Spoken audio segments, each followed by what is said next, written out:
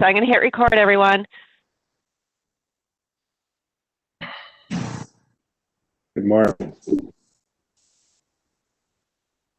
Good morning, all. Okay. Want to get the ball rolling? Dan, you're going to run the meeting, or do you want me to do it? Bernadette, you. Great. Well, I hereby call this meeting to order. Could I get a motion to approve the agenda? I move to approve the agenda. Is there a second? I second. All those in favor say aye, wave your hand, do whatever you need to do. Aye. Aye. Okay. Any opposed? Great. Hearing none. Can I have a motion to approve the minutes from the last meeting? So moved. I second. All those in favor? Aye. Any opposed? Great. Hearing none, we can turn to the agenda for this current meeting. Thank you very much. Nicely done. So this is like pretty much the last editing meeting. We've had, you saw the email that came out yesterday. There was a meeting among senior staff and some communication with council members regarding some of the concerns that were raised at the last meeting. And the final determination came that we are proceeding with the schedule that we have because 2 council members will no longer be on the council after this year. And it was this council that created this task force, and so to honor the council members that are currently on it, the report needs to be presented to them. So that was one issue as I opened the door for my dog. So, you know, and I know there was concern about getting to consensus, and the main purpose of this task force was to develop some goals and strategies. And through the process that we went through primarily in July, some into August, that process, you know, we had what seemed like it was agreed upon, you know, through Fist to 5, came up with some goals and strategies that everyone signed off on. There were some strategies that maybe 1 or 2 gave a 5 and everyone else gave 1s or 2s, or vice versa, where majority gave a 4 or 5 and 1 or 2 gave really low scores. And so those were either included or excluded with a more minority voice, but based on the process that we decided on, we moved ahead with those selection. I understand that there may be some unsettlement regarding a voice not feeling like they're being heard because either their item wasn't moved forward or it was moved forward despite their objections. But that you know, I think there's everyone had a chance to speak their piece and to try to sway their fellow task force members, and they still proceeded with the agreement that was moved forward. And so there will not be a minority report because the main items were moved forward based on this process that you all agreed to at the time. I know that there's some items that we think we put to rest, and they get brought up again, but they were put to rest. And so we're going to have to just move forward with that. Now, where some of the disagreement has come up lately has been in contextual items that aren't related to the strategies and goals, but more the background or supporting documentation.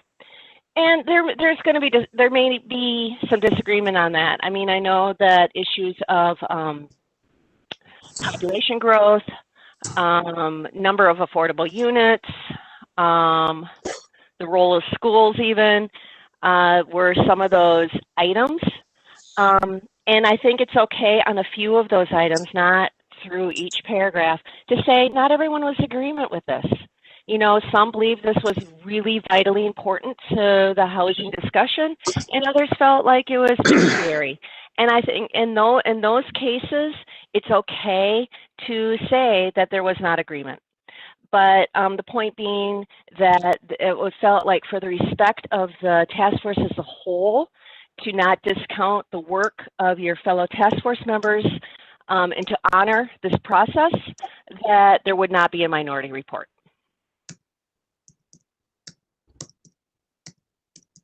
So that's what, and these discussions happen in consultation with council members.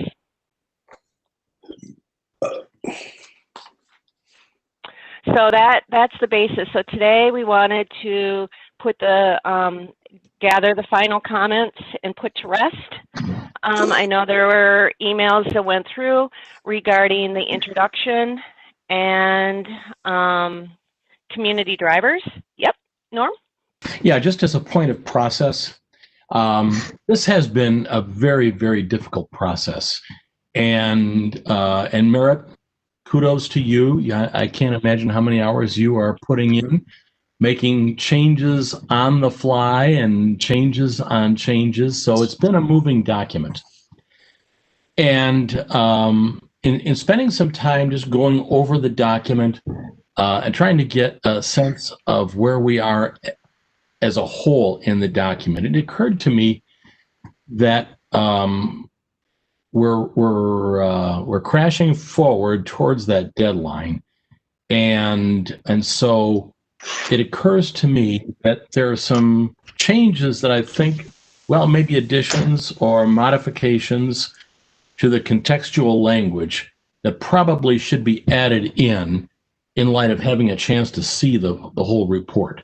So I'd like to get your thoughts from Merritt.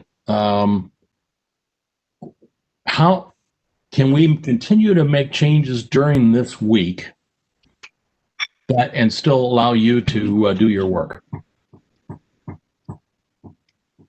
You're on mute. Well, we have to send the report. You're a little bit, can you speak? Send the report to our next body on, what date is it? We can barely hear you. Okay, hold on. She needs to send that. We need to send the report to the commissions and the foundation on the 9th. November. What commissions and what foundation? The Edina Housing Foundation and the Human Rights and Relations Commission and the Planning Commission. So on November 9th, we have to send a report to the Edina Housing Foundation. The HRRC, the Human Rights and Relations Commission, and the Planning Commission. Is the HRAC different than the HRA? The HRA are the elected officials. The HRRC are a group of community volunteers that sit on a commission, that were appointed to sit on a commission. Well, it's like this. Not like this, in that their charter is different, but they apply to be on the commission, application process, and then they are selected by council members. Can we send them, for this November 9th deadline, can we send them drafts instead of a final report? No, it has to be a final report. It does not have to have the layout. Pretty. We just, the text has to be fun, has to be in our final form, but they're allowed to provide comments, which could impact the text. Correct. So it's not going to be in the layout. There's a special program for report layout, and it takes about a week to transfer it from a Word document into this other graphic artist document. And so we can send it to them as a PDF based on the Word document. So when you hear the responses back, so they're going to write responses, and they are going to discuss the responses on November 17th. We're meeting the 18th. You are going to discuss their responses, and decide which of them are going to be incorporated into the body. And those that you're not incorporating into the body, we have to come up with a rationale as to why. But the responses in their entirety will be added as an addendum. So that's why the report will not be in this special layout document language by the 9th, but it does need to be final as if it were like this is going to go to the printers. Yes, Merritt. First of all, can you guys hear me better now? Yes, a little bit. Yeah. Okay. Stephanie, if I just sent a document, I sent it to all of you, it's a very detailed timeline I put together. That's more for internal use, but I think it might be helpful as we're talking through these. So everybody can either open it, or Stephanie, you could do a screen share. Is it on? My email's down. Oh, okay. Is it on the Google Drive? No, not yet. Are you able to give me share screen or not? You don't have it? Okay. So let me just, if other people could just take a peek at that.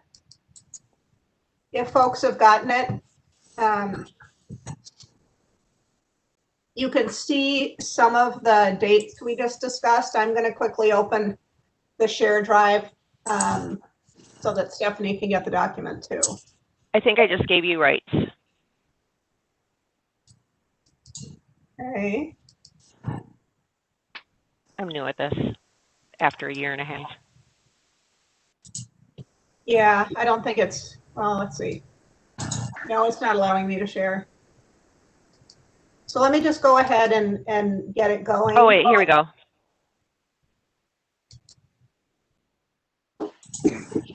Okay.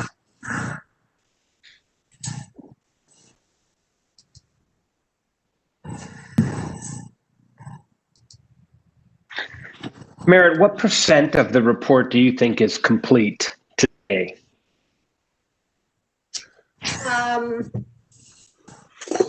90%. There's been some emails that have gone around. I mean, that's why today I would like to talk about the community drivers somewhat, what has been done, how we discussed it in the past versus some of the emails that have happened recently, past, middle, then recent. And then Dan's, you had introduced some ideas in the introduction that I think we need to have some clarity on.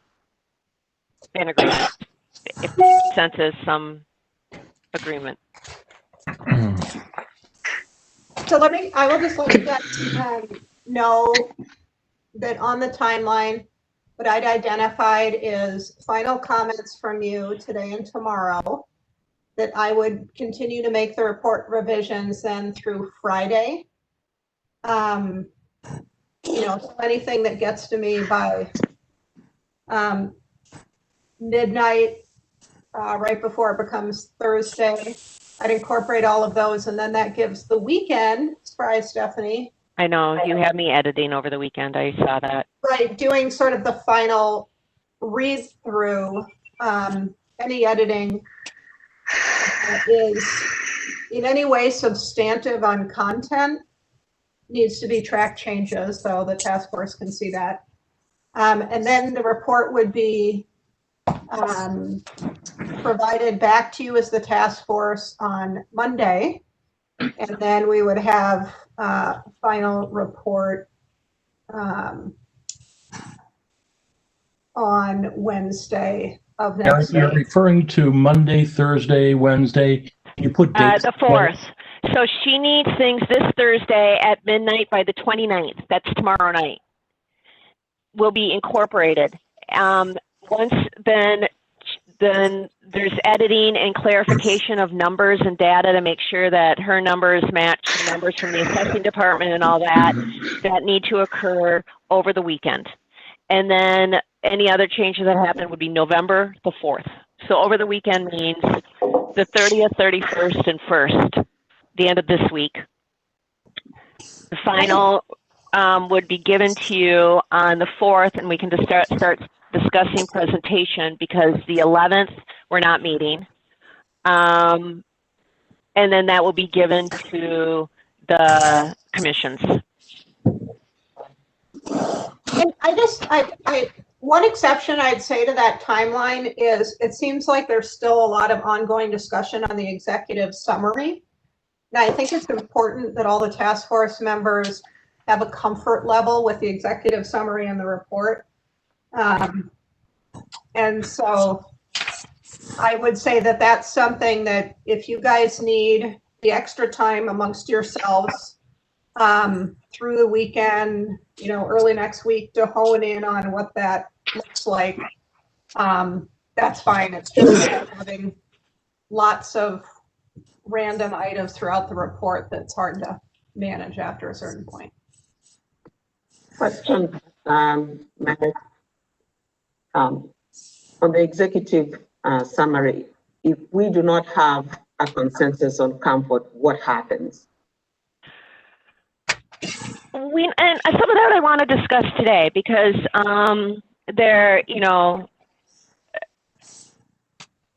we'll probably 5 it. Well, Janet, I think that's a really good question. And one of the things that I fear is we've taken 18 months to get to this point. And we've done it in a manner where I think have been able to view this report that it is supported by all of us. And now we're getting to a point where we're right at the end. And I'm just concerned that we're not allowing enough time for us to create a consensus around this report. If we have a consensus on this report and we agree as a task force, it will be so much more powerful going to the council than if we don't agree. And that's true, Joe. I mean, that's true. I think that's really important. And it just feels like, for the sake of, we're rushing it. And I just think it's an important opinion that I want to make. Joe, and that was presented, and what the council and the executive team has stated is that they'd rather have it has to be the dates that we have because of the turnover in the council, and so they'd rather have it be sloppy and not. They would rather have it be sloppy? They said they would rather have it be incomplete than late. Well, who from the council wants that? Was that a consensus of the whole council, or was that some individuals speaking? They didn't have a meeting about it. They can't have a meeting about it without it being under public meeting law. So this was not brought up at a public meeting. It was a discussion. I mean, they probably did not use that terminology. They said that the deadline is concrete and solid. Now, how was this discussion taking place if it wasn't a meeting? Because it was council member. We talked to the city manager and the assistant city manager, raising the concern about the timeline. And they reached out to Councilmember Staunton because he was the one that was the instigator of this task force in this process. I mean, he was the one that was driving it. And he said, and I can't quote him, I was not at that meeting, but indicated that because Councilmember Fisher and Councilmember Brindle are no longer going to be on the council after this year, that this needs to be presented this year because they were part of the process that created the task force. I understand that other council members have expressed interest and desire to see it before the end of the year because of the turnover on the council. And are we expecting the council to take action at this meeting? The HRA, that's up to them. I mean, the action, what kind of action is being requested? The action would be to accept this as we don't have the authority to design policy. So the action would be to accept it and to use it as a body from which they can work on designing policy and programs. I guess the point is, if they want to hold our feet to the fire to this random timeline, councils come and go, council members come and go. This report is a 10-year report. If they want to hold our feet to the fire to a date so that this council can, this report can be presented to quote unquote, this current council that's going to change the following month, isn't it fair of us to request that they act on it? Act on it in what way? How would you want them to act on it? Accept it or reject it? Oh, yeah, I mean, yes, accept it. I think that reject is, or reject it, correct. I think that is a fair, but accepting it means what? They'll figure that out. Exactly. So they're not going to have a chance to read this and understand it and ask questions. And we're going to ask them to accept or reject it in one meeting. The council doesn't accept or reject anything in one meeting. well, to be fair, they will be receiving it on December 7th. They will hear a presentation by the chairs on December 10th. Then it's the same body of people that will receive it and hear it again on December 15th. So there will be an interim between the 10th and the 15th for additional digesting. Can I quick add something? Yeah. So Stephanie, one thing you said, which I think is important and helps address Joe's point, is that as part of the message being that it needs to be wrapped up this year, was that there's comfort with there being some articulation in a cover memo or in language in the report to identify areas where there were differences in opinions, and it wasn't a topic that everybody on the task force could agree on. So I think that's important. I personally like doing that even when there's not a deadline up to a point, simply because I think it's more honest.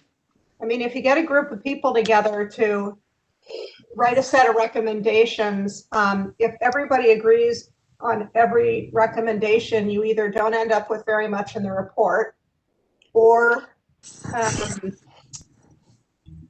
you have gotten people who all think the same way, which probably doesn't represent your community. So I think it's fair to acknowledge that there are areas that are tough for a representative group to all think are wonderful.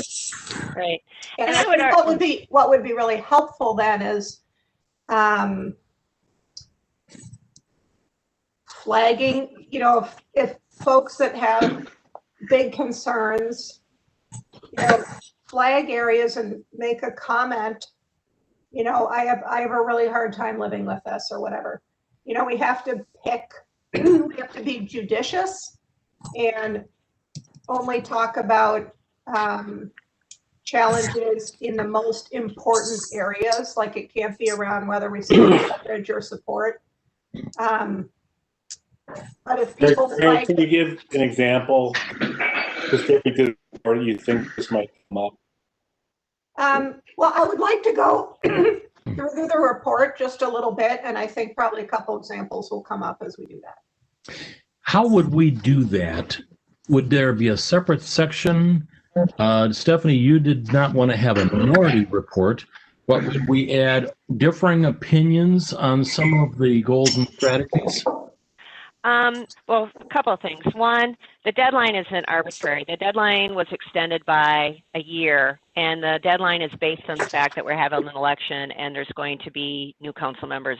So I wanted to just say that arbitrary, I would think that they would not think that the deadline was arbitrary. Second of all, to your point, Norm, no, I think there would be a statement, and it wasn't my choice to not have a minority report. That also came from higher up. Can we do a 5-to-5 on that to see where from the council? I know that was council and leadership decision. So that was Kevin Staunton in a conversation with Scott Neal? Yes. they said no minority reports. Correct. Can we do a First of all- fist to five on that so I'm that really confused. we can decide that, so that we can know where we stand as a committee on that, Dan? That's fine, but it will not be accepted. What is so controversial? I'm so confused. Like that we're derailing the whole process. Like what's the big deal? I mean, Like, Bernadette, it's a little hard to hear you, Bernadette. Can you adjust your volume? No, I heard her. She said, why is there a need for a minority report? Sorry, I'm what? paraphrasing. What is the need? What is the big deal? Where is all the controversy that is calling for this need for a minority report? I don't understand what topics are so controversial. I mean, I was at every single meeting, maybe except one, and we went through and we voted. I mean, I don't understand why like we're derailing the whole process right now. And if there's a specific topic or area, can't we just highlight it in the report? I mean, and talk about it so that maybe we can get, I mean, some of the language modified or something, because it seemed like we had consensus and now we don't have consensus. I'm so confused. Like people are talking about we don't. Wasn't that whole painful process and like thousands of meetings about us getting to some level of consensus? I'm completely, I feel like I'm like on a committee that I just dropped in for the first meeting. I have no idea what we're talking about.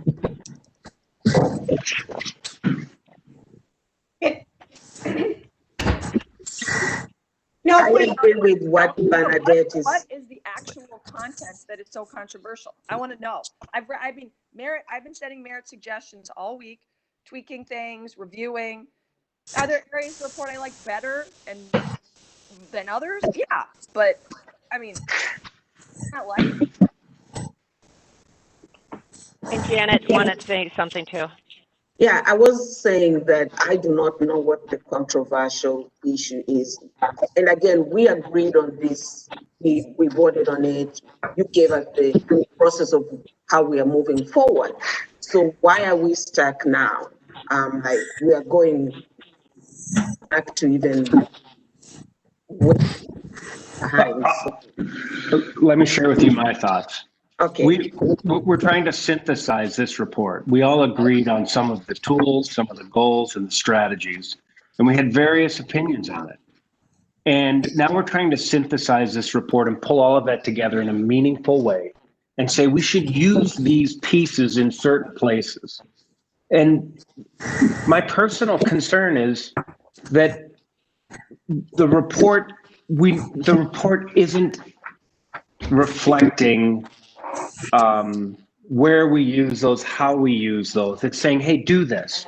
So it leaves so much opportunity for people to read the report in different ways. It's just not a very specific, actionable, strategic report at this point. And all I'm saying is we should take the time to get there so that it can be, so that we're not derailing this committee. We're working together to get it to where it needs to be so it reflects the work we've done in the past. And I personally don't feel it's there in this, as I read it. But that's not the point of this task force. We're not supposed to be getting down to brass tacks. We're supposed to provide big picture menu of items and ideas that this task force is presenting to the council and staff for further review and study. It's not supposed to be the end all be all final word Bible, close the door, everybody does this type of report. I get that. But Bernadette, how about this simple concept? If we read this report and look Edina by 2040, we'll shift. We'll have finished the shift from becoming predominantly single family, a community of single family homes, to a community that has over 50% multifamily units. My concern is, does that change our community? And if it does the community recognize that? And if you look at the data, there was a shift that began sometime around between 2010 and 2020, likely in the area of 2016. And we're building on that inflection point today with all of this information, which will accelerate that change. And is that the change? Is that change accepted by the community or even understood by the community? But Joe, that change was projected absent this report, absent this task force. That train has left the station. I don't think it has. Unless you want the report to be a series of a bunch of people from Edina digging in their heels and saying, over my dead body, are we going to go this direction? Then, you know, basically, the market is going to determine what's going to happen in many of these cases, which is why there was so much multifamily development between 2016 and today, because that's what the market was supporting and what could get financed and what was profitable for the development community. Yes. I mean, it's not, yes, it's about the city and yes, it's about people's preferences, but we also have to understand that we're operating, you know, we're providing guidance in a free market system with private property rights. So I just think we should identify that guidance, Bernadette. I think it should be front and center that is the path that we're going down. But no, those are the small area plans and the zoning code and the comp plan, which are already litigated and decided. So we can't go back and relitigate and redecide the Southdale small area plan. People put years of work into it. You might not agree with it, but that's there. You're right. I may not agree with it. I'm just saying that we should highlight this. We're in the middle of a pandemic. We have people staying at home to take care of families, people without jobs, struggles that are unprecedented. And for us to think that this is important to them is crazy. So we should make it really clear for them to understand that this is the path of the city of Edina. It's not just Edina's path. It's we are a cog in the regional wheel. There's so many factors, which is what we're trying to address in this report. It isn't just about Edina. Yes, it's about our policies. Yes, but it's about national trends, state trends, regional trends. There's other things impacting us. We cannot, even if you want to, build a wall around our city and say, this is just, we're doing it our way and, you know, forget everybody else. Like it doesn't work like that. I obviously don't think we should build a wall around our city, but I think that we should give people the clear communication on what the path is. It's in the report. It is clearly stated. The demographics changing, the housing units are changing. We need to be ready for this. We need to understand our future. The world is changing. It's becoming more diverse. In fact, Edina is more diverse than everybody thinks. The housing stock is more diverse than I think most people would think. Yes. Those should all be front and center. Challenging people's assumptions. Steve, you wanted to talk? Well, just a couple of comments. I think that many people would be surprised, to Joe's point, that the percentage of multifamily homes today is at roughly 38%. So I don't think that's the mental image people have, but that's the reality. The so-called inflection point in 2010 is a little misleading because that was the depth of the Great Recession and there was no building going on, period. So you kind of have to draw a line from the earlier trend and see if there's sort of a consistent trend over time. And I think that in general there is. We've been moving from, in the 1960s, being all single family to adding more and more multifamily because we're landlocked. And that's a process that just continues. And most of the stuff that's been added has been very high-end stuff that's been designed to help people who wanted to downsize stay in Edina. So I think the things that we're looking at is sort of an ongoing phenomenon. The other thing we have to keep in mind is the numbers out to 2040 are a projection. It's unlikely we'll actually get there. So what we'll probably see is a continuation of the trend. We'll go from 38, maybe get to 45, something in that range by the end of this timeline. So I don't think we need to get overly excited about something that is sort of an ongoing, slow-moving trend. It doesn't seem to have completely destroyed Edina in going from 0 to 38%. I think everybody agrees that Edina is a terrific community. I think Norm's emphasis on saying we really have to celebrate what we have and what has been created and not put ourselves in the position of trashing where we are today. Norm? I think Joe has a good point. Steve, I agree with you also. But one of my concerns about the report, we've got, I don't know, what's 68 pages, something like that. And there's about 38 pages before we ever get close to recommendations. And sometimes reports can get to the point where you miss the point because of the vast forest in front of you. And I'm a little concerned we're at that point here. So I think Joe's got a good point that we ought to have up front to say, hey, what are the key elements that a reader should take away? And I think we've kind of moved toward that in the executive summary. There's probably some more things that we need to highlight before we go slogging through 68 pages of stuff. And I think that the trend that we are on in the comp plan, it showed a period going up to 2030, but it didn't really demonstrate where the overall trend is going, particularly between single-family homes and multifamily homes. It wasn't really brought out in a way that you could really see it.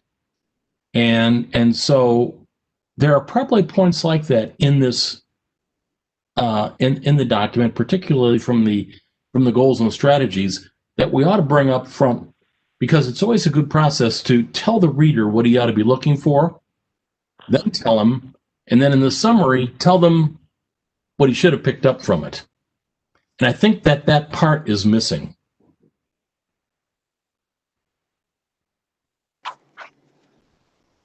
So just add the language using the suggestion tool in Google Docs. That's what I'm doing. And Merritt, early on in this conversation, you started to talk about how if there's other kinds of comments, how should we add those comments? It wasn't to put a minority report in, according to you, Stephanie, but Merritt, where were you going with that?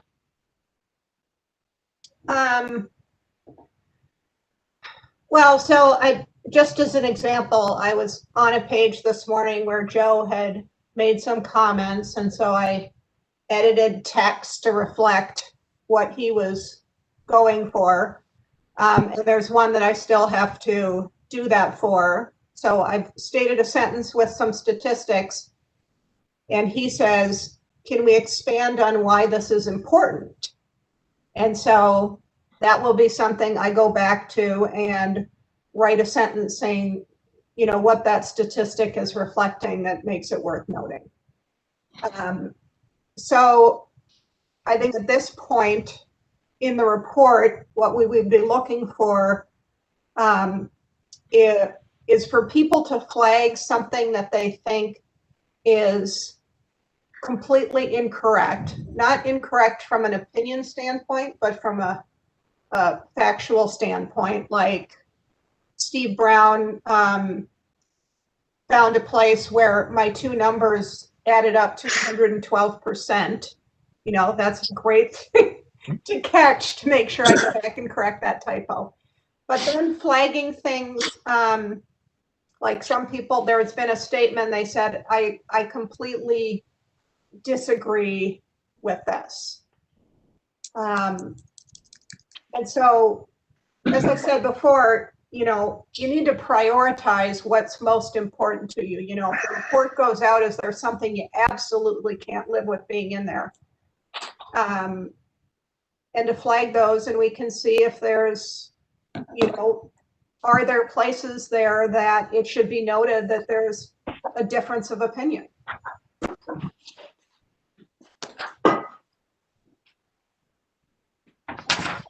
And I'll also say there were a number of things when I ended at 8 p.m. last night that I hadn't gotten to, but I got up at 5 this morning. So specifically Norm, and Tom, Steve, Joe, hopefully all of you. There were some additional edits I made this morning. Janet, I think you were the only person that didn't send me suggestions for editing yesterday. It was a busy day. I am planning to send you mine before you find that, but yes. Oh, okay. You're my mistake. I'll give you till end of tomorrow, okay? Okay. Steve. Well, I think we all should be feeling pretty good that we still have a tremendous amount of energy and commitment to this whole project after all the time everybody's been spending on this. But I think at the same time, we have to recognize we have spent a lot of time on this. And we need now to finally say, okay, we've got to draw a line and stop. We can't, I think a lot of changes that other people don't get a chance to see. So I think that we can't have a process where Merit is in the position of having to be the referee and say, well, okay, do I include this or not, and make a personal decision. So we've already put her in that position, Steve.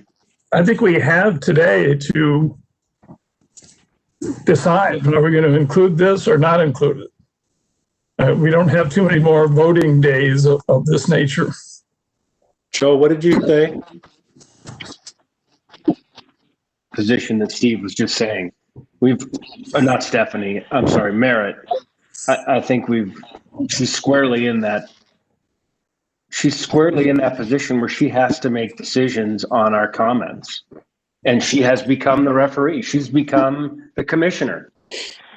And we need to back away from that. Yeah, I mean, I think, not to speak for you, well, there's some, I mean, and it, you know, and I think this has been a valuable discussion because we need to get people at peace. And you have all worked really hard. And I think you all, I mean, we're all, myself included, are emotionally invested in this. You know, after 18 months and meeting weekly, you know, I'll probably miss you guys. We'll have to have Wednesday coffee. And I think it has become, you know, something that we're very invested in. So I think so this conversation was important. I think we do need to go through, namely the introduction and some of the back and forth regarding some of Dan's comments. And there are some comments still hanging out there. So we have an hour left for today. Merritt, do you want us to just start going through the report and the comments on the side? And Norm, I see you. Would that be the most helpful, Merritt? Oh, you're on mute. On my mute. Just a second. Let me unmute. There you go. You're unmuted. Sorry, focusing on, you know, the things that are most important. So. I thought, because was Norm going to say something before we got into this, and then I have a comment. Well, and Joe does too. But I wanted to know what Merritt was going to propose would be most helpful, but then I want the three of you to talk. So, yeah, what would be most helpful to me is if you pulled up the current edit version on the share screen, and I guided you to bring us to pages where I think there's something substantive that we should discuss as a group. Okay. Norm? Joe, why don't you go ahead first? I was going to suggest we start high level at the table of content and look at, I'm thinking about a comment Bernadette made where she said this should be, I think she used the word elegant. You had another adjective Bernadette, where it was a short, elegant, or a concise, elegant report. And, are there areas that we can take out, put in addendums to accomplish that, so that we don't go 40 pages before we get to, start to get into the meat and potatoes of the report? Right, which is why I made that comment regarding the new community drivers, because that was 12 more pages. Yep. Right. Norm? Yeah, not to just get into a detailed discussion now, but I would like to make sure we put it on the board. We talked about, well, what are some of the things that we should be expanding on? And for example, one of those, even though we said, okay, the goals and strategies are put to bed, we did a fist of 5. We still have under goal number 2, relaxing land use regulations. We've got some language in there like provide zoning flexibility to allow height, density, and parking space requirement modifications. That's a pretty broad, sweeping statement, and I don't think we would be doing the work that we should be doing to provide guidance to the council with just leaving that statement as is without providing some context as to what's really meant by that, and to identify what is the problem we're trying to solve, what's missing, what's the impact of, where do we not have sufficient flexibility. So we voted on that one, but I think there still is a need to provide some explanatory information. And I don't know if we can do that by Thursday midnight, but there are a few pieces in here like that example that require some additional work.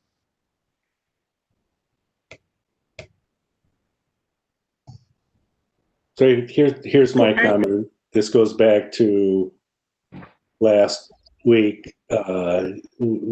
We are in a spot where Merritt's the editor, and so I'm not comfortable with that because we took a lot of votes, and then as Merritt and her team built the report, I think they put a lot of things in there that don't belong in there or are incorrect.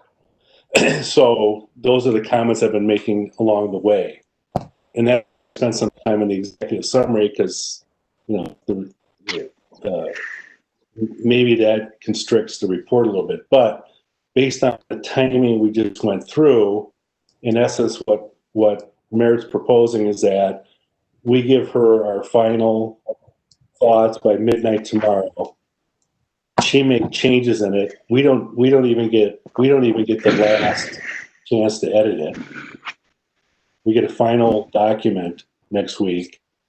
So in my mind, it's not our final document. It's Merritt's, and that's problematic for me. No, it's Stephanie's. City staff are the ones that have the final editing. Right. Or as a task force, I support what Dan's saying. It needs to be our report. That is true, and it is. And I believe, Bernadette's gone through this in detail, and Tom has gone through it. All of you some have spent a great amount of time working on this, and I don't think that any of it has come. I don't see parts that have come out of Merritt's head.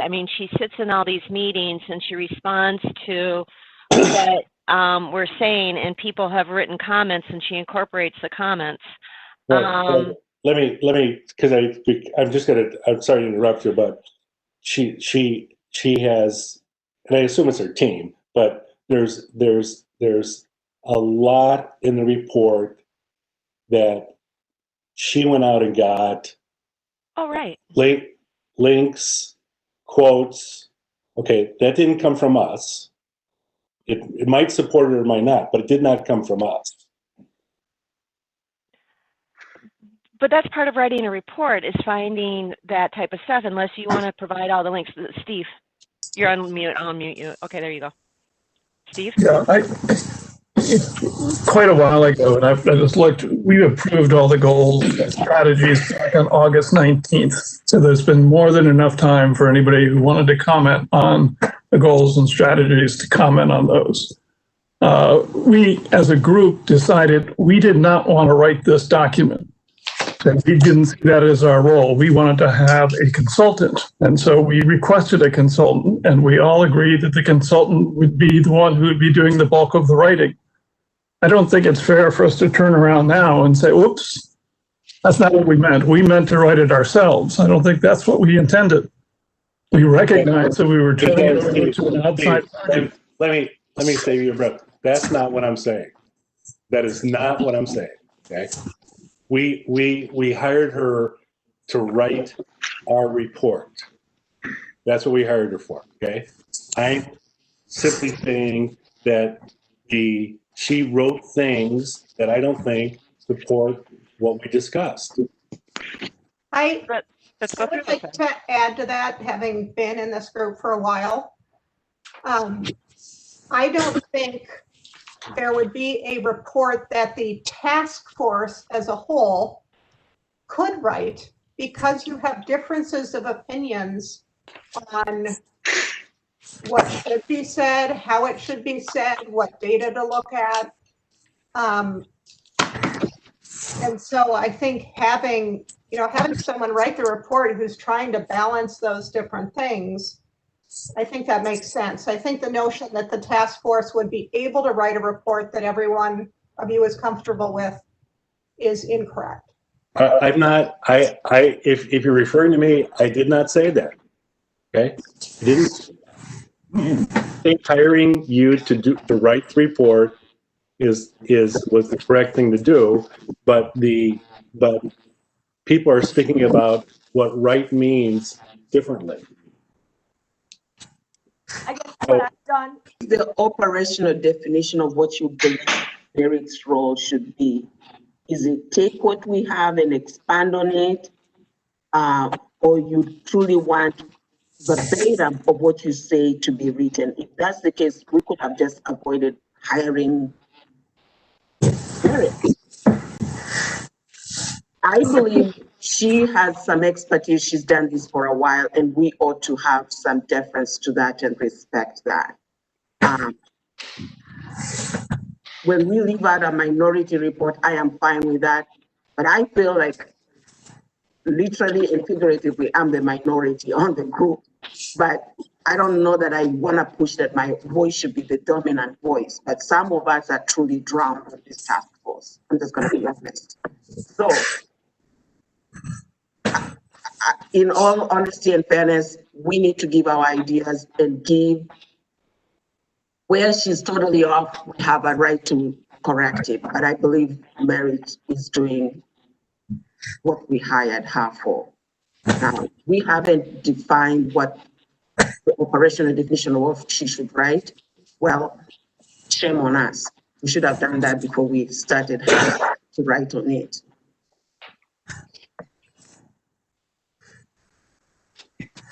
Tom?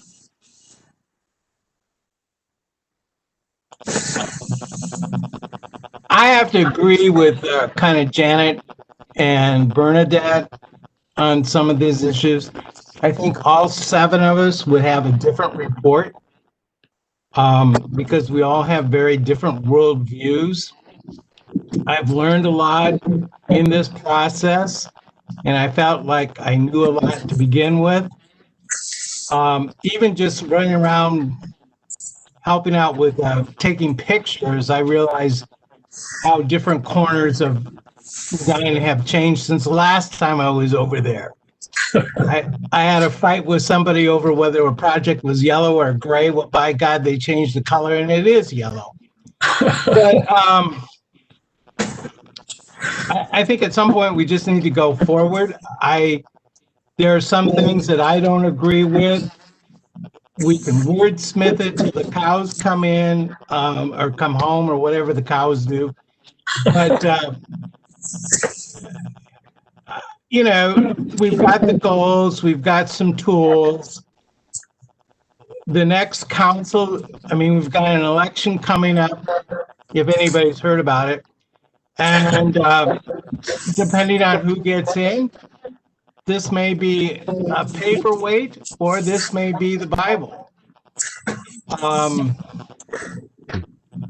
So I just think that, you know, at some point we just have to say, let's go ahead, you know, maybe help Merritt out with any typos or, you know, just that kind of stuff. But at some point we need to move on. Bernadette's brought up the issue of the economy. The economy is going to be a big driver. As far as affordable housing, that'll probably be based partly on what different levels of government provide for assistance, and we just need to go on. We just need to say this is the end. Now, I'd be willing to be available to the council. I don't know, maybe others would, if they want to follow up on discussing what we were thinking or in the future, but at some point we need to produce a document. We have 7 very smart people who've had great backgrounds, and they have different world views. And I don't think we could ever come to a full consensus. I don't know what people in the community think. Let me suggest something here, because it's 8:00. Okay. We should jump in somewhere and start discussing this. We can start at the top of the document. We can start with the executive summary. We can start at the body of it with our comments. So somebody make a suggestion. Yeah. But We need to do that's that. input. You know, it's the whole analogy of 7 blindfolded people describing an elephant. Someone make a suggestion where we're going to start. I would like to make a suggestion that we start with the goals and strategies, because there were some language suggestions there. I think that's a fabulous idea. Thank you, Tina. See, we agree on stuff. So can we note in the report that 8 a.m. on the 45th meeting, we had a full agreement that night? I'm sorry, 8:01. I'm getting there. Sorry. I'm not leaving, but I am going to go start another cup of coffee. I'll be back. I should look at the table of contents. Okay, here we go. All right. So, Can you expand the view at all? What page is that? That's page 56. Is that better? So Yeah. A1 is an edit I made at the suggestion of Steve. And it was to note that this report is about making it a goal for housing units that includes affordable housing units between a range. So Yes. it originally said the top end that's in the comprehensive plan, that number. But he said we should be naming the range, because 992 is kind of like, we really have to get here notion, and or here in 1800 as this is where we think we need to get, and we'll do what we can from that's sort of the council perspective. So reflecting that in here. Yep. Anything to add, Steve? Is that right? Yeah, I mean, this is simply with the language that is currently embedded in the comp plan that's been approved by the city council, is that we've been given a range that starts at 992 and goes to 1804. So are anybody not comfortable with that? Norm? Do we have anywhere in this report that explains the transition from 1220 to 1804 to 992? Yeah, it's talked about in the demographics and market section. When I read it last night, it still did not explain that transition. We have individual pieces that talk about 1804. We have individual pieces talking about 992. And unless you're a city council junkie who watches all this stuff on a daily basis, I don't think the resident of Edina would have a clue as to how this has evolved. So I've tried to, make those transition statements. And if you still think someone coming new to it would be confused, I welcome a language suggestion. You've been good at putting together some suggestions, which we've incorporated into the report. So I would encourage you to suggest something in the text that you think helps do that. And I can help with that too. Norm, the 1220 was never voted on by council. Well, it was in the comprehensive plan. It wasn't a draft of the comprehensive plan. I think I looked at the version that's on the website, and I believe the 1220 is in it. Stephanie, I didn't hear what you said, Norm. The what wasn't in the plan? Well, there's three numbers that have floated around. 1220 was in the 2018 comprehensive plan. Then the Metropolitan Council allocated to Edina 1804. Right. And then the council changed that to keep it as I forget the word for it. We're going to keep that number, but we're really going to only try to do 992. So we've got those numbers that are floating around. I can help with that. At one location, wherever it is in this document, we should at least describe what was that transition and the rationale behind it. That's an important. This is a key part of this whole document, and if we don't be crystal clear on that, I don't think we've really accomplished our objectives. Okay. Joe, I see Stephanie's typing. Oh, you're on mute. Go ahead, Steve. I just feel like the 1220 to one point is something that only city council junkies probably were even remotely aware of. So for us to try to explain something that nobody really knows what it was in the first place, I think we know what it is today. It's in the document. It's 992 to 1804. We should just say, that's all we're saying. We're just confirming what's in the final approved comp plan. So it's a very simple goal. If we need to do something to explain that, I prepared some pretty detailed analysis that would explain how we got from some of the numbers, but I think it's way too much detail to go into the body of the report. We could put it in an appendix somewhere, but there's no reason to try to explain things that nobody else cares about but us. With all due respect, Steve, this is a key part of what is on the agenda for the city of Edina. And this report was designated to build on the comprehensive plan for 2018. So I think we owe to any of the readers of this document to be crystal clear on that whole process and how we arrived at the final number, much less how we would actually implement that number. So Stephanie has volunteered to draft some language. Thank you. So maybe we can move on to A5. I just want to make one quick comment. Yeah. I think of 992 as an achievable goal and 1804 as an ideal goal. it's actually the 1804 is the need number, how many affordable housing is needed, and then 992 is the goal number based on the formula on the availability of funding sources. Well, then maybe just a couple quick words to throw that in. Yep. To beat a dead horse. Case in point, it's not, go ahead, Joe.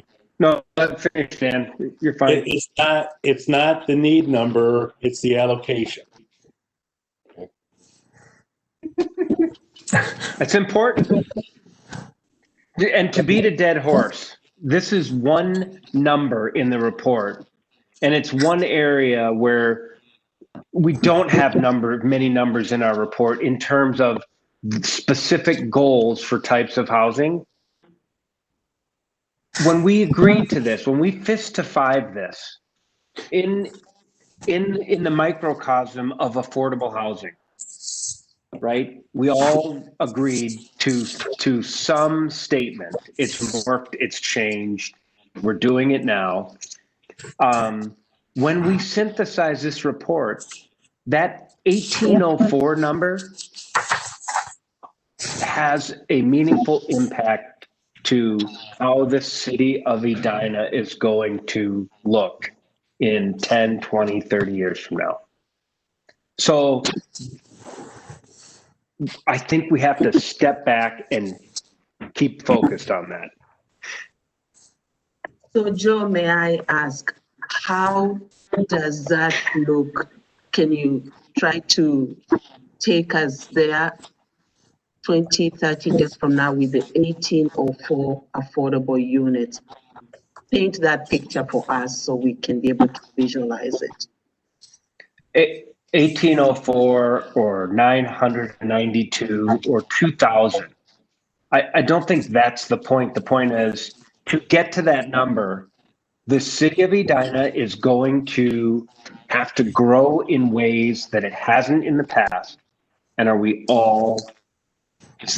the residents aware of and supportive of that?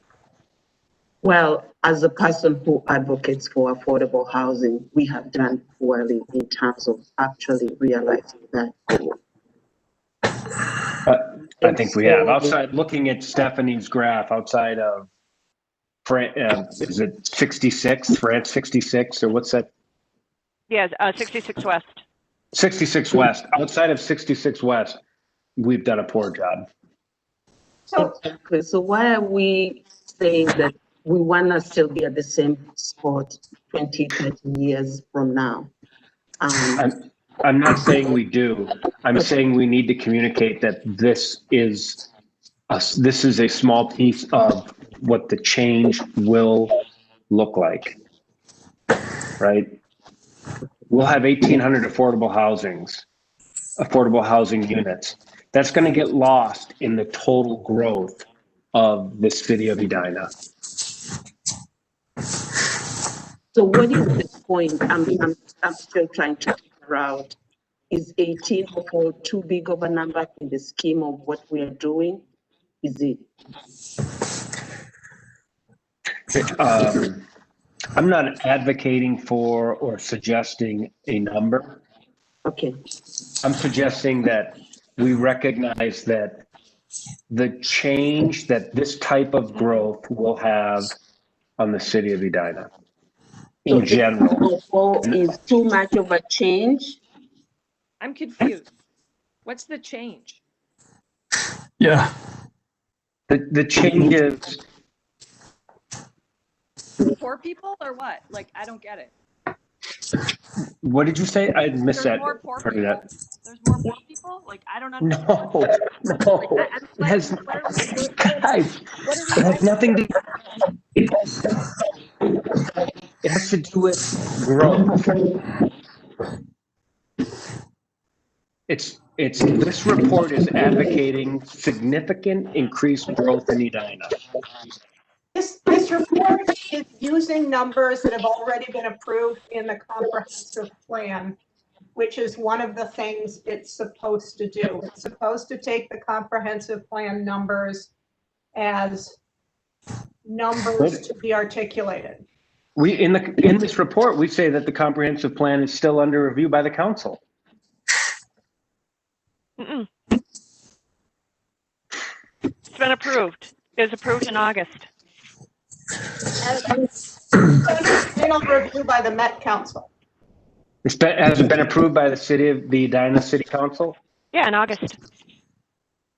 Let's scrub this report. When I read it either last night or this morning, there is a statement in here that it was still under review by the council. It was voted on and then accepted.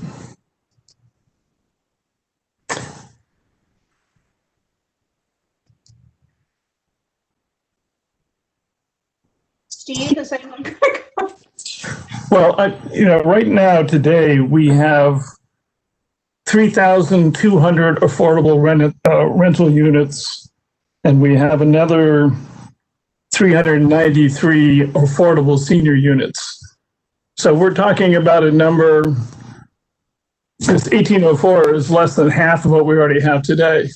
So I think keeping this in context, we're not talking about going from absolutely nothing to suddenly exploding the population of affordable housing units.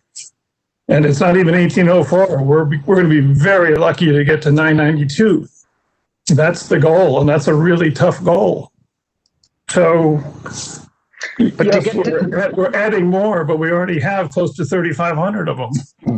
To get to 992, and if that's 10% of the, if 10% of the housing units in Edina development going forward are affordable, we add 9,000 more units.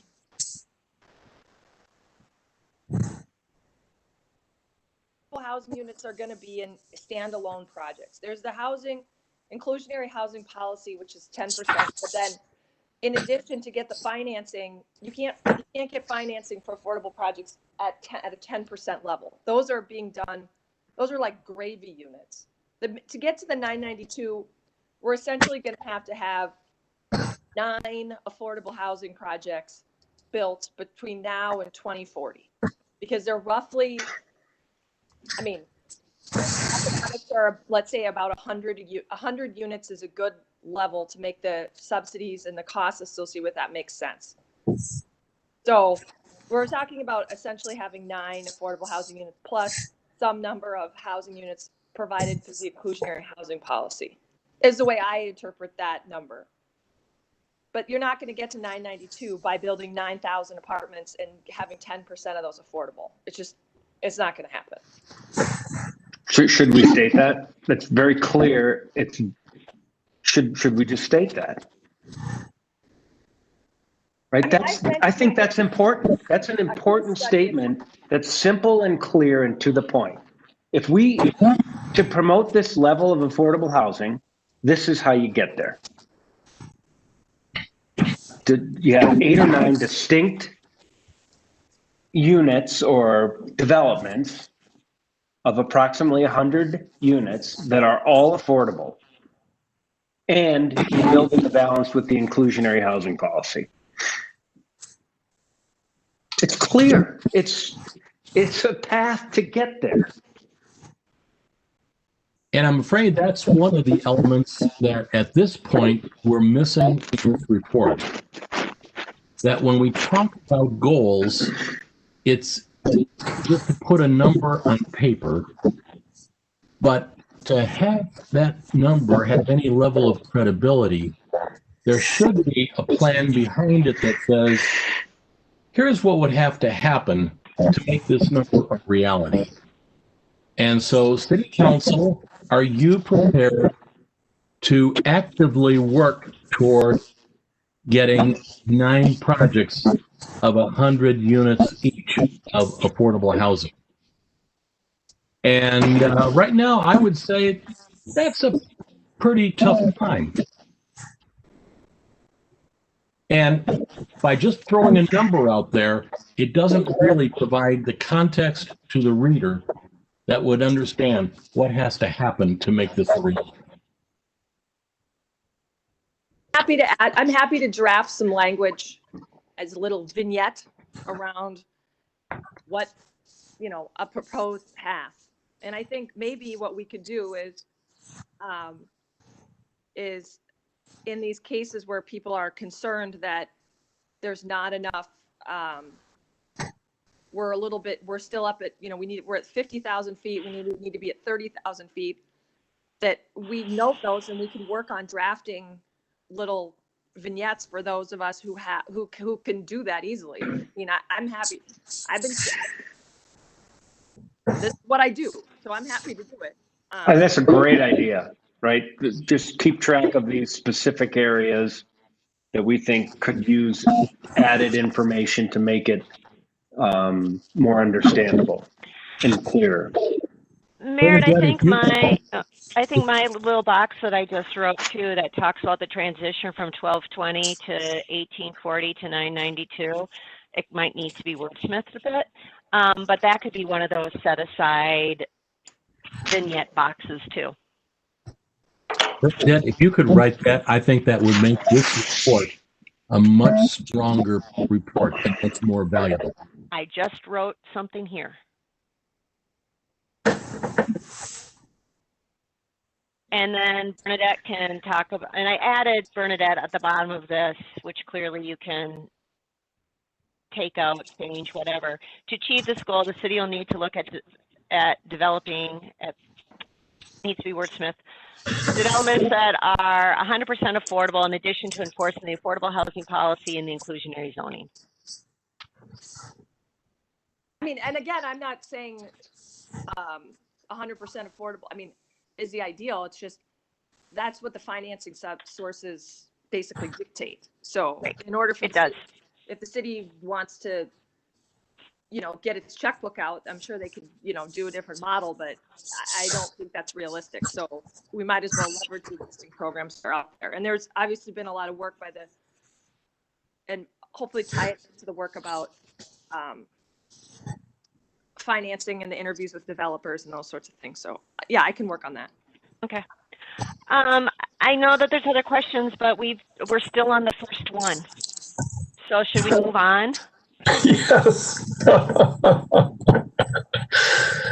right, so A1 was just trying to make this wordsmith this to be a more correct statement. Or I should say a clearer statement. I think that's a good idea, assuming we get the history that Norm's requesting, just for a little more context on where these numbers came from. Yep. Okay. All right, number 5. Sorry, that was the one I was just talking about, was number 5. Oh, gotcha.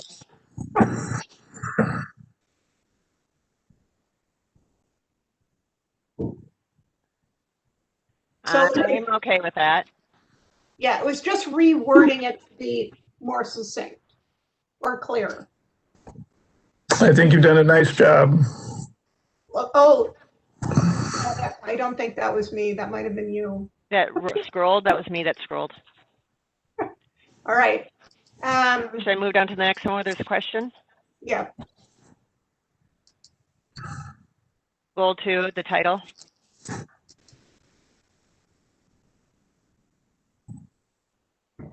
Yeah.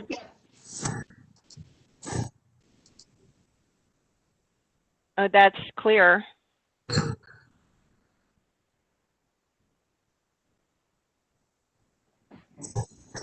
Seems very consistent with the language we've been using to encourage a more diverse housing mix. Stephanie, I'm looking at goal 1. There's a item F is highlighted in blue.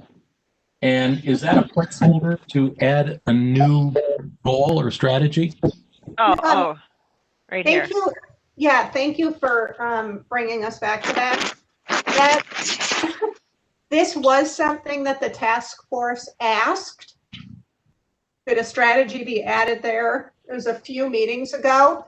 And so I just noted in the report, but I hadn't come up with language for it yet.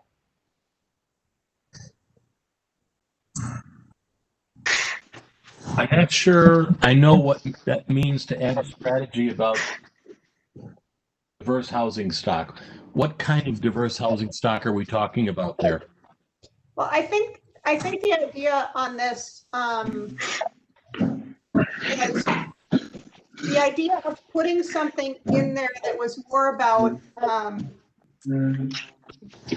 marketing or branding to make people more aware that the housing stock in the city is probably more diverse today than they realize. I'm not sure that that strategy has to go in here, that it adds a lot. But it was sort of getting to the point, some of you have said, like, who knew? You know, I think it'd be good for people to know that we already have a lot of variety, and a lot of rental, and they probably didn't even realize it. So this strategy was Could we add something? intended to be a statement about making that clearer to people. Could we add something about understanding the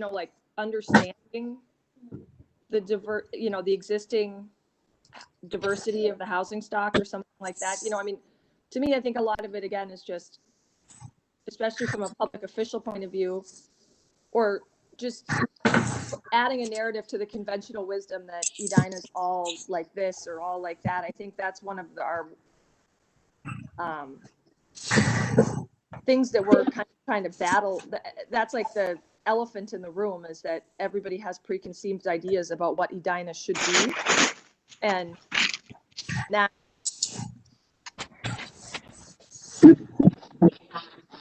Reputation that people conceive of as Edina. right, or their little pocket of the community, or what they're comfortable with, or what they know Right. isn't necessarily. They're not. It's not the city as a whole, and that's okay. You can love your pocket and your place and your spot, but that doesn't mean that there isn't room for other people's pockets and places and spots, right? I mean, so I think that's one of the things we have to make sure that we're guarding against, is that we give people the opportunity for their comfort, but also for other people's comfort as well. And that it exists, right? That diversity exists today. So I typed in a suggested wording here for F, increase awareness about the range of housing variety that exists in Edina. Yeah. Understand. I don't even know if we need to increase awareness, but I think it's just understanding. And the city's taking steps to do that through tracking NOAA. They've started doing some things that they're trying to do to understand what they have, because it's hard to make decisions if you don't know where you are. It's hard to know where you can go. Yep. NOAA map, Stephanie? Sorry, this is a total side note, but there's like a bunch of buildings on there that aren't on there. They're not marked. Really? Yeah, like across from like the Summit, Common Bond Summit. We own a building right next to the gas station that's NOAA, that's not on the map. Let's talk offline, because I was getting my information from CoStar. So let's chat offline. Okay, so let's move to goal number 2. That was just suggested language for clarification. Yeah. By the way, what you just said, Bernadette, I think is very important, that a line like this, it would be helpful to have some level of explanation as to what we mean by this and why it's important. And Bernadette, you just stated that in words, but is there a possibility of either adding those words onto item F or explaining that somewhere else in this report? We can do that. So when you're saying Bernadette vignettes, are we picturing those as like kind of little statements that pop out visually? I mean, I'm not a graphic designer, but yeah, something like that, or Yeah. even just like just another example. So you make a Yeah. statement. I think, and you saw this, Merritt, when I was providing my suggestions. I shy away from those bold statements. Like, I just feel like they're hard to support. So like, if there's a piece of data, like about NOAA housing, and then you explain, the city needs to track and inventory its existing stock. Like, I think maybe that's what some of the folks on the task force, now that we're getting down into the trenches a little bit, are saying, is that they want that next level of explanation. Yeah, I get Have that. the So, broad statement of data, and then the example from the community of what exactly we mean by that. So right, I get that. I was just asking more visually. I like having vignettes or whatever that pop a little bit visually. So, as you're adding in some things based on this conversation, maybe highlight those in a unique highlighting color, and just note that you think that might be a good pop out statement, and popping out some of this might be a great way to address the kind of things that Norm and folks are mentioning, like, let's make sure people understand this. Does that make sense? yes. Yeah. Okay. All right, how are people with the cleaner and I think maybe less directive language of goal 2? I would suggest we add a vignette there and be very clear that we're saying in very specific, limited areas, do we think that land use regulations need to be changed? We're not suggesting that they change. We're not suggesting that we change single family housing zoning to multifamily housing zoning. We're saying in very specific areas with very limited use. I think that's kind of explained below, though, right? And I'm just being very, go ahead. I think if that wants to be communicated, it should be embedded in one of the strategies, that language, not a vignette. So for instance, provide zoning flexibility to allow height, density, and parking space requirement modifications. In areas guided. Right, in areas, right. So that's specific. One thing you could explain is, what is an area guided for redevelopment, right? Like, that sounds a little like inside baseball. So if you could say, what is an area guided for redevelopment? That means that it's identified in a small area plan. It's called out in the comp plan. It has, so that people understand that these are areas that have been analyzed and studied and approved for development. This isn't just randomly picked areas, or areas picked by the task force for that matter. I specifically don't understand this because I don't know what additional flexibility is needed that's not already provided for in the small area plans. Is there something missing?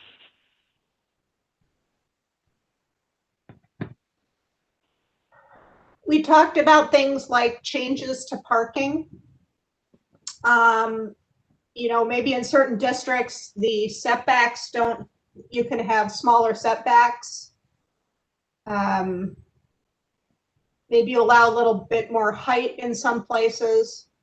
So we talked through some of those and even have them as an example of one of the ways to address the cost issue as well. We talked around it, but I don't know what is missing. For example, specifically on height and density, what is missing that is preventing us from building affordable housing?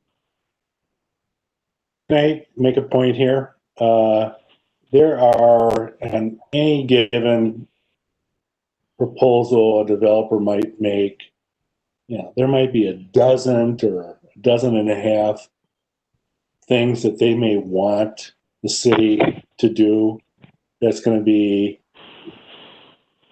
marginally important to the profitability of the development. And for us to say in a statement, the more flexible you can be, keeping in mind the things Joe said previous to this, the more flexible you can be, the more likely these developments are going to happen. So if it's a little leeway on setbacks or curb cuts, exterior finishes, all those things add up, and I think without us giving details, it's important that we say it. And maybe it's important to say what we're not recommending. Well, that's what I said. As well. In reference Yeah. taking what you said into account, you know. So for instance, I don't think we're saying, hey, if it helps, let's change all the single family zoning wherever houses are $600,000 or less, that you can do a duplex on any lot. Okay, we're not saying that. Right. But we are saying if someone is going to do something, the Wells Fargo on Vernon across from Jerry's, okay? Someone's going to buy that, and I don't even know what the zoning there, but let's say the zoning is 3 stories, and because it's south of single family homes, there's some shadow issues, and we're saying to the city, listen, if someone wants to do 4 stories there because the value of the land is too much to do a 3-story building, that they look at that. The people who live behind it are going to have to state their case to the city whether they want it or not. But we're just saying to the city, take a better look at it.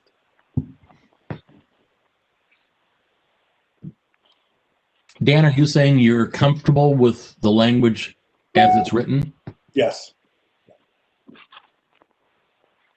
With the of what we just talked about, or without that addition? We, meaning the point you brought up? Without the addition of the pop-up, or however we want to refer to it. Yeah, It says, hey, what saying wholesale change. Yeah, I would rather have the pop-up there. And here's why. Because we need to be careful here not to excite any group that's looking for a reason to oppose this. So I think stating that clearly is very helpful. Because I think there's people that are like, well, are they going to build an apartment building next to my home? And there's some parts of the city we would, but I think Joe's comment is important. Now, we had Stephanie, I think we talked about his directed area for development or some similar statement. Are we capturing that language to include in this statement? I think it's under number 4. These need to be renumbered, but I think it's under. No, it's in number 1. So if we read that now, it says provide zoning flexibility to allow height, density, and parking space requirement modifications as needed in areas identified for development in the 2040 comprehensive plan, and to help make affordable housing financially viable. That had been part of the original. I don't know that we need that in there. And when we were discussing the sale area. Right? Discussing height, density, parking requirements, Edina, and most specifically the U.S. Bank site. Sorry, I think this is, and I think that's Steve. Let me mute him. There we go. Right? So that's what we discussed this specific goal. The context area plan. And now we've expanded it to all areas that are identified in the comprehensive plan. And that's a pretty big shift. It's a big shift. Right? So if we said, can you say that again? So when we discuss this specific zoning standard modification, it was all around the discussion of the U.S. Bank site in the Southdale area plan. And now we're saying we're expanding that concept to the city. When we were discussing it and when we fist-to-fived it, it was specific to the Southdale area plan. So shouldn't we say that in here? It does. It's the development in the identified for development in the 2040 comprehensive plan. Single family neighborhoods are not identified for development in the 2040 comprehensive plan. So let's just say in the Southdale area, in the Southdale small area plan. But it's not just the south. There's 50th in France. There's 44th in France. There's along Highway 169. There's Wooddale and Valley View. There's, I mean, it's not just Southdale. Right, and Joe, it wasn't my interpretation when this was prepared that it was prepared in reference to only one of the various areas that the comprehensive plan identifies for intensification, but it was all of them. I didn't realize that either, Joe. I'll take your word for it, but think of it in this context. You know, the city, these small area plans are made with a limited amount of data. Well, that might be good here, okay? And then the real world sets in, and finances changes, demand changes, developers change, and then someone comes with a plan. Well, there's just no way 3 or 4 or 5 or 10 years earlier someone could have seen all the factors. So now there's different factors. For instance, I don't think that's going to happen. Let's just say there's a run up in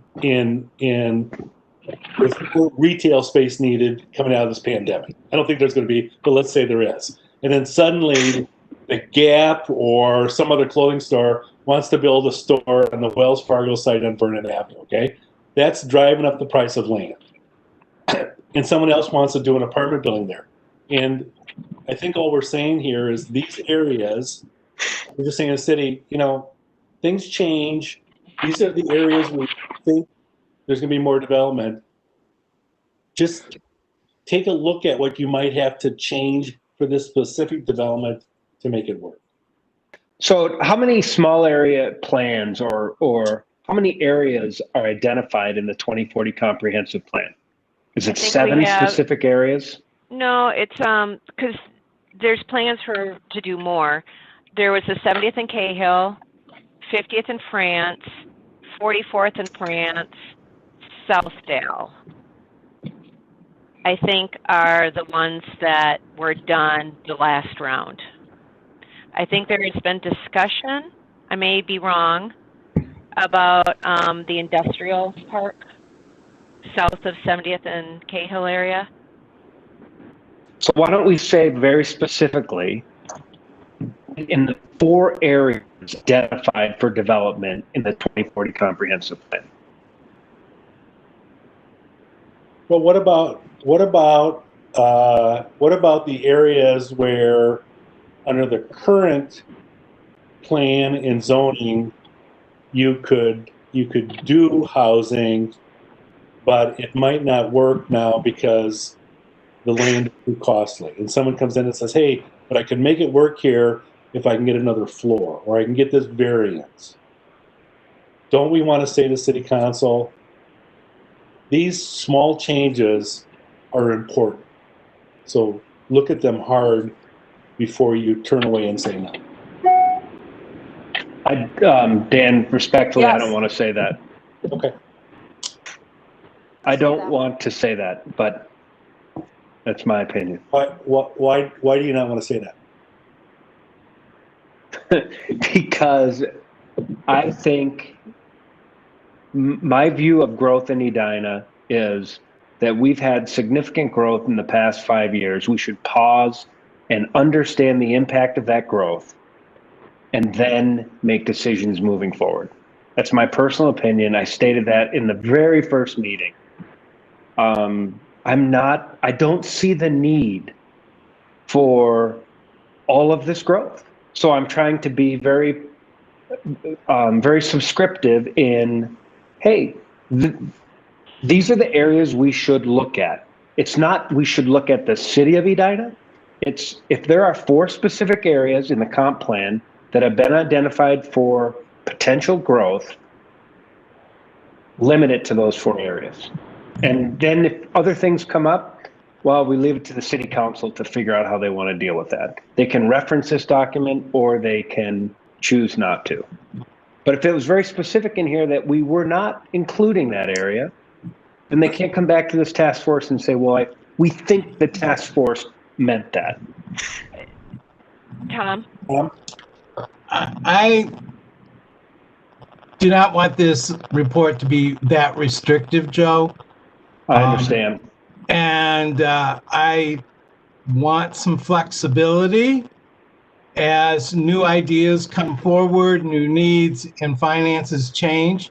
I think Dan made some excellent points about if a developer needs a little help here, a little help there, some flexibility. And that's really been my goal this whole time, is to allow for flexibility.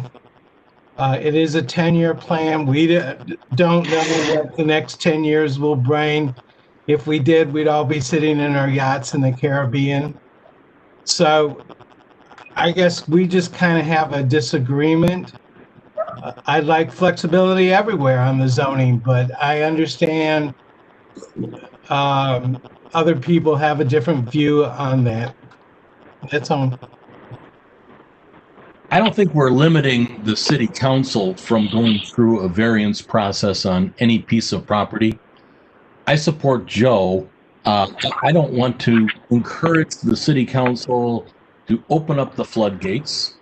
They've certainly got the capability of doing whatever they want to do, and it's not going to be restricted by whatever we say here.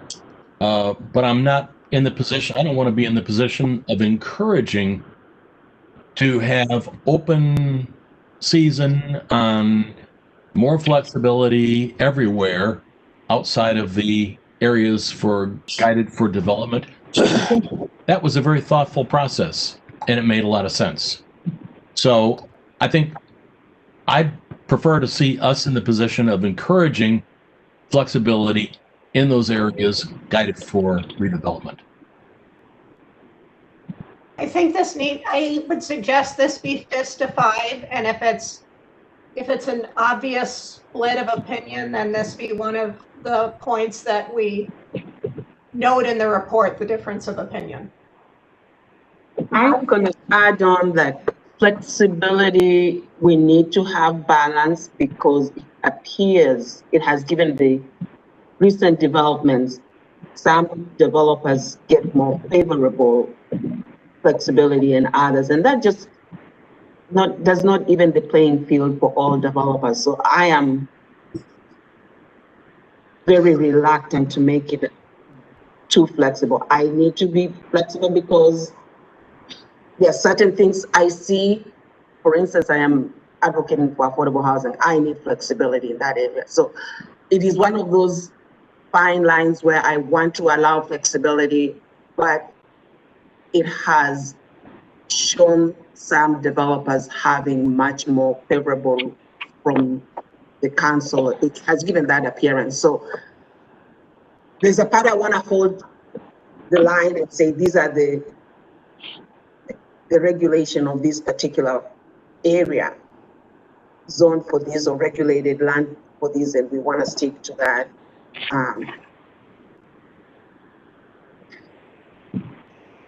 Yeah, I want flexibility, but it is really going to be one of the exceptions, very few. That's all I would like to say. I wouldn't be giving latitude to everybody that comes forward asking for variances. So that's all. You know, the comp plan is very clear on areas for designated growth.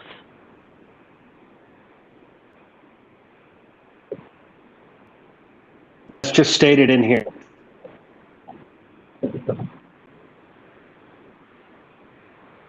Okay, so you want to 5-5 this, Merritt, on the language that you have? Yeah. Okay. I'm having trouble reading it. Can you read the language that we have? Yep, I will. I'm gonna, for this, because Steve and I have hard stops in 8 minutes.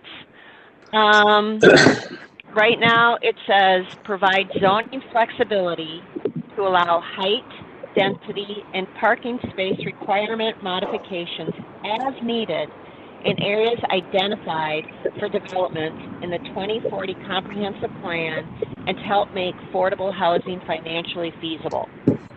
I believe that should be 2018 comprehensive plan. No, the name of the document is the 2040 Comprehensive Plan. And On the website, it's shown as the 2018 comprehensive plan. Okay, so let's, Merit, follow up on that to make sure yeah, using the right terminology. Norm, you're right. There's some confusion. Every other city calls it the 2040. Edina's weird in this way, and so you're right. It's on the website, but we'll figure out the official name. Okay, thank you. So FISTA 5 language, Edina being Edina. So I'm gonna, since Steve's on the phone, Steve, can you say FISTA 5 and what you think about that language? Yeah, I'm okay with that language. Okay. Dan? Okay. Joe? Norm? Joe, just for the sake of making sure we do this properly, what would you change to change you from a 1? As needed in the 4 areas identified for development in the 2040 comprehensive plan. Right, let me get through the rest because the discussion will be afterwards. Tom, 5. Norm? Janet? 5. And Bernadette? I like the concept. I don't like this language. So I don't know what to. Okay, I'll give you a 3. Well, Bernadette, let's make sure we're really reflecting what we really think. What language would you prefer to see? I would just say provide zoning flexibility in areas identified for development in the 2040 comprehensive plan. Period. Like, I don't know why we just need to, I mean, does it necessarily height, density, and parking requirements? What if somebody, like Dan said, what if it's a setback? What if it's a material? What if it's a landscaping requirement? What if it's this? What if it's that? I mean, to me, it's just, let's keep it broad. Again, these are suggestions. And, you know, I guess the more concise, to me, the better. Bernadette, I think your suggested language makes this a stronger statement. And Joe, to your point, I think if we say the areas directed for development in the 2018 comprehensive plan, that does indeed define the those 4 areas. So why couldn't we just say in the 4 areas? Just add the word 4. There aren't 4.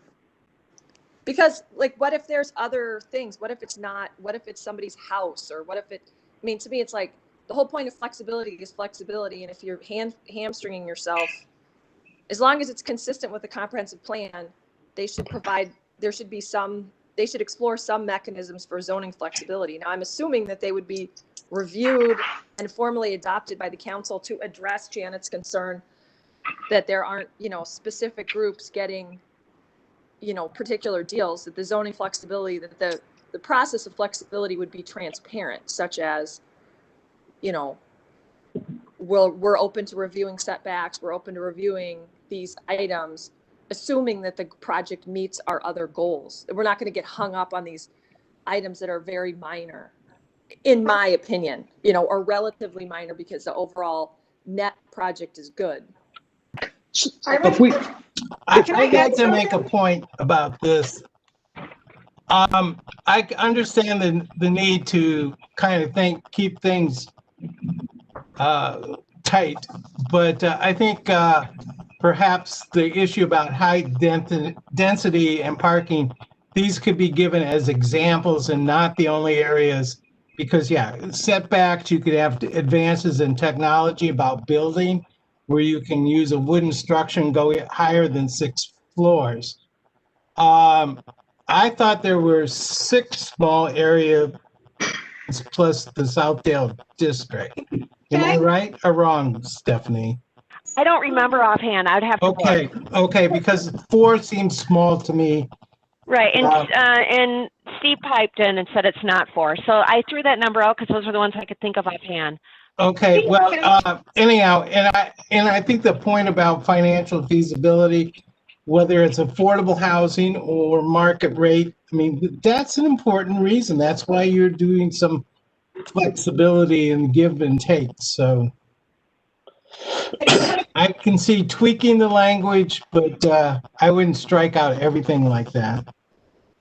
I just want to mention, I think the main reason we shouldn't name the number of areas, even if we could figure out what it is because comprehensive plans can be amended by the city council at any time.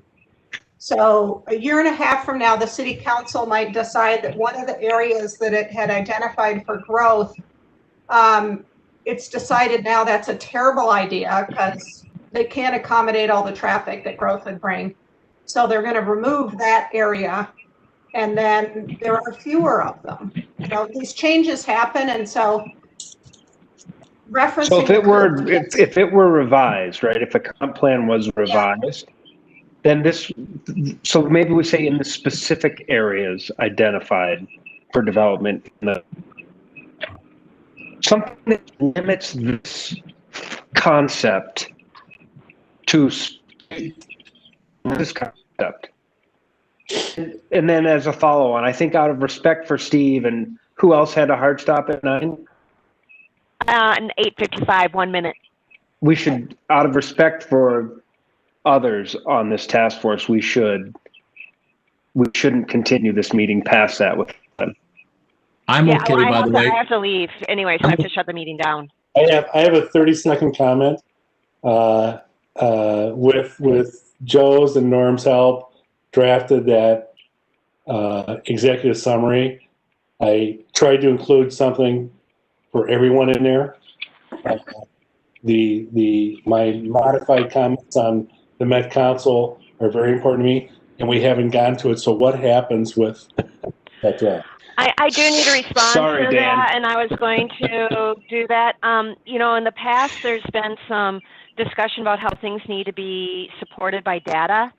And, you know, with the, I forgot what it's called, the MUS, the MUSA. With MUSA, I mean, if that were empirically relevant to the contribution of increased land prices in Edina, wouldn't that also be true for Brooklyn Park, Robbinsdale, Roseville, South St. Paul, that are all in the Metropolitan Council area, but they are not experiencing high land values? I think the empirical evidence and We're run out of time. is not there. My point is that the level of land in the MUSA is what is driving up prices and making housing unaffordable metro-wide. Yeah. So that affects every city. It affects Edina more, but it affects every city. I just don't So think my point is that. that's not the only thing in that executive summary. There are a lot of things in there. How do we get that to where the group wants it? This has been a very valuable discussion today, and it gets us much closer to reaching that sense of consensus that's really important. I think we need to do something here to give us more time for discussion, whether that is meeting every morning between now and when we give the first presentation, or whether we push the presentation date back. Well, let's We assume, need to have this discussion. I understand. Let's assume we can't push the dates because that's what we've been given by Stephanie. I go back to my question. What are we going to do with the executive summary? And a lot of other things that we haven't discussed. Let me try to solve this problem for me. Can we schedule some times? Can we send out a Survey Monkey, or what I'm spacing on what that thing is where you schedule meetings? I mean, can we set aside some times for some additional discussion, or see if we can find some that work for people? Yeah, I mean, I can try to do that. It would have to be pretty much tomorrow or Friday. Well, I'm willing to make myself completely available to the school through I the think it has to be weekend to tomorrow get if this our done. deadline is tomorrow night. I'm available. I'm available. That is really tight for me. I'm just gonna be honest, that, yeah. I'm available. I Can would I- say Available. it's okay if for something that's that specific, like the executive summary, if, you know, that happens this weekend. Okay. Thank you. So do we want to try to set a time? Stephanie, do you want to email everybody and we can? Well, Janet just said that it's going to be really challenging for her tomorrow, and this weekend is the last weekend before the election. So, Yeah, I've already voted, so I got Janet, time. maybe to we can no, but find an Janet's hour, campaigning. Oh, but maybe we Oh. can find an hour or something here or there. That's why I'm thinking if we were able to look at our calendars and pick a time where we could at least get another hour to do the executive summary, because I feel like that's critically important. Okay, Janet, can you set aside tomorrow at 7 o'clock for 1 hour? Can we do it on the weekend? Yes, I can. Sorry, it was a bit You can tomorrow, Janet? tomorrow, yes. Okay. How about tomorrow, Joe, at 7? for 1 hour? And it's just the executive summary. I can join via phone. I cannot be on a conference call. I'll be heading over to our plant. Okay. I will send it out again with some more comments based on the conversation today to try to clarify some things. So it makes the hour more productive. Okay. Great. Thank you. Okay, thank you all. I got to run. I'm late. Thank you. Bye. Thanks, everybody. Thank you. Stephanie, thank you for all the real-time changes that you make. I don't know how you do it. Thank you. Bye. Bye.